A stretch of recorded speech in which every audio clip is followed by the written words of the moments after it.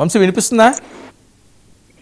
వర్మ గారు ఓకే అండి, వినిపిస్తుంది. Okay okay. ఏంటి మొట్టికాయలు తప్పవట 29లో మీ పని అయిపోయినట్టే, అంటే ఇప్పటి నుంచి అయిపోయినట్టే, ఇంక అప్పుడు ప్రజలు చూపిస్తారు మీకని జగన్మోహన్ రెడ్డి గారు డైరెక్ట్గా వార్నింగ్ ఇస్తున్నారు ఆయన సీమ నుంచి.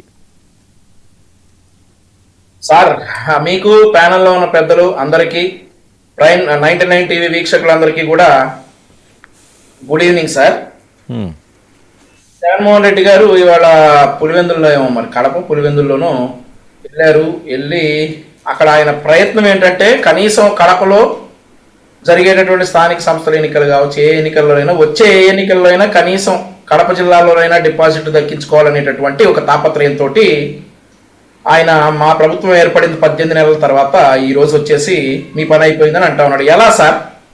మేమేమన్నా రాగానే ఇప్పుడు ప్రజావేదిక లాంటి బిల్డింగ్లు ఏమైనా కూలగొట్టామా, లేదా రాగానే ప్రజల ఆకలి తీరుస్తున్నటువంటి అన్నా క్యాంటీన్లు ఏమైనా రద్దు చేశామా, లేదంటే రాగానే ఇసుక పాలసీ అని ఒకటి పెట్టారు సార్. అప్పట్లో రాగానే 2019 ఈయన ఎక్కిన దగ్గర నుండి ఒక 4 నెలలు ఇసుక దొరక్క భవన నిర్మాణ కార్మికులు చాలా మంది కూడా ఆత్మహత్యలు చేసుకునేటట్లు అయింది.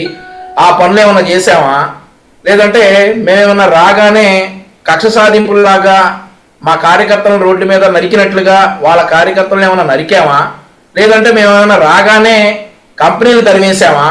ఈరోజు ఆంధ్రప్రదేశ్ రాష్ట్రంలో తెలుగుదేశం పార్టీ, జనసేన, బీజేపీ కూటమి అధికారంలోకి రాగానే ఆయన ఆపేసినటువంటి అన్నా క్యాంటీన్లు తెరిచి పేదలకి ఈరోజు రోడ్ సైడ్ వెండర్స్ కావచ్చు, వర్కర్స్ కావచ్చు, కూలి వారికి కావచ్చు భోజనం 5 రూపాయలకు అందేటట్టు చేసాము. అందుకని ఓడిపోతామా? లేకపోతే మేము గత ప్రభుత్వంలో ఉన్నటువంటి ఇసుక దోపిడీ నుండి ఆంధ్రప్రదేశ్ రాష్ట్రాన్ని ఫ్రీ ఇసుక ఇస్తా ఉన్నాం, దానికేమైనా మేము ఓడిపోతామా? లేదంటే వారికంటే బ్రహ్మాండంగా పాలిస్తా ఉన్నామని చెప్పేసి ఈరోజు ప్రజలు చెప్తా ఉన్నారు. సో ఈ 18 నెలల్లో 21 లక్షల కోట్ల రూపాయల పెట్టుబడులు తెస్తే ఇప్పటికే 8 లక్షల కోట్ల రూపాయల పెట్టుబడులు గ్రౌండ్ అయి ఉన్నాయి. మేము, మా ముఖ్యమంత్రి గారు, మా ఐటీ శాఖ మంత్రి గారు, మిగిలిన మంత్రులందరూ కూడా దేశ విదేశాల్లో తిరిగి ఆంధ్రప్రదేశ్ రాష్ట్రానికి పెట్టుబడులు ఆకర్షిస్తా ఉన్నారు. ఈరోజు డ్రగ్స్ క్యాపిటల్ గా ఉన్నటువంటి, అప్పట్లో డ్రగ్స్ క్యాపిటల్ గా ఉన్నటువంటి వైజాగ్ ఈ రోజు చూసుకుంటే పెట్టుబడుల క్యాపిటల్ గా మారింది. గూగుల్ డేటా సెంటర్ దానికి ఒక ఉదాహరణ. ఇన్ని అభివృద్ధి చేస్తా ఉన్నాం. ఇంకేంటి సార్ మేము ఓడిపోయేది? ఎలా ఓడిపోతాం సార్? ప్రజల్లో అధికారం కాదు. ఆ పదం ఏంటి? డ్రగ్స్ క్యాపిటల్ ఏంటి? అదేనా అఫీషియల్ గా ప్రకటించారా? సార్, గతంలో చూసుకుంటే ఎంపీ కుటుంబాన్ని కిడ్నాప్ చేశారు సార్. సార్, విశాఖపట్నం ఎంపీ గారి కుటుంబాన్ని కిడ్నాప్ చేశారు సార్. విశాఖపట్నం అలా ఉండేది గతంలో విశాఖపట్నం ఒక ఎంపీ కుటుంబానికే దిక్కులేదు సార్. కిడ్నాప్ చేసి 3 రోజుల తర్వాత దొరికారు సార్.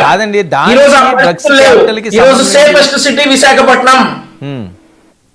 సో ఇక ఏం తప్పే ఉంది సార్ అలా అంటంలో?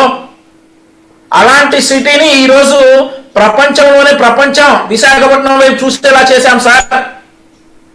గూగుల్ డేటా సెంటర్ కావచ్చు, లేదంటే మరి ఏంటి సదస్సులో వచ్చినటువంటి పెట్టుబడులు. జగన్మోహన్ రెడ్డి గారి కాన్ఫిడెన్స్ ఏంటి సార్? జగన్మోహన్ రెడ్డి గారి కాన్ఫిడెన్స్ ఏంటని అడుగుతా ఉన్నారు. ఇప్పుడు కడపలో ఆ మాత్రం మాటలు చెప్పకపోతే వచ్చే ఎన్నికల్లో మన పులివెందులో పోయినట్టు డిపాజిట్లు కూడా పోతాయి. ఇక జగన్మోహన్ రెడ్డి అలా చెప్పకుండా ఏం చెప్తాడు సార్?